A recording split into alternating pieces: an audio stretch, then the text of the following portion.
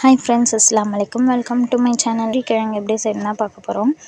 First அதுக்கு குக்கரில் தேவையான அளவு உருளைக்கிழங்கு தண்ணி சேர்த்து ஒரு 5 விசில் விட்டு எடுத்துக்கோங்க. உருளைக்கிழங்கு சூப்பராக வெந்துடும். அப்புறமா ஒரு கடாயை வச்சு தாராளமாக எண்ணெய் ஊற்றிக்கோங்க. அதுக்கப்புறமா கடுகு, ஜீரகம், பெருஞ்சீரகம் சேர்த்துக்கோங்க. அது நல்லா வெடிச்சோடனே ஒரு 2 டேபிள் ஸ்பூன் கடலப்பருப்பை ஒரு 10 நிமிஷம் தண்ணியில் ஊற வச்சு அதையும் சேர்த்துக்கோங்க. அப்புறமா நீளமாக வெட்டின வெங்காயம் நிறையவே சேர்த்துக்கோங்க. டேஸ்ட்டு சூப்பராகவே இருக்கும்.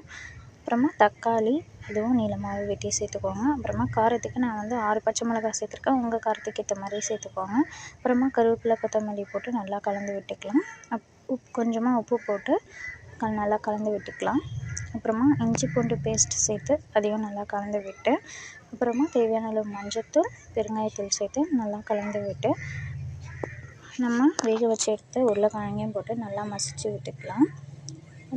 ஒரு 2 டேபிள் ஸ்பூன் பொட்டுக்கடலை எடுத்து நல்லா மிக்ஸி ஜாரில் அரைச்சி அதுவும் சேர்த்துக்கலாம். அப்புறமா கொஞ்சமாக தண்ணி ஊற்றி கொதிக்க வச்சு கொத்தமல்லி தூவி எடுத்தால் சூப்பரான பூரி கிழங்கு தயாரான உருளைக்கிழங்கு மசாலாவோட சாஃப்டான பூரி வச்சு சாப்பிட்டா அப்படி இருக்கும். இந்த வீடியோ பிடிச்சிருந்தா ஒரு லைக் பண்ணிட்டு மறக்காமல் நம்ம சேனலை சப்ஸ்கிரைப் பண்ணி சப்போர்ட் பண்ணுங்கள். தேங்க்ஸ் ஃபார் வாட்சிங். பாய்.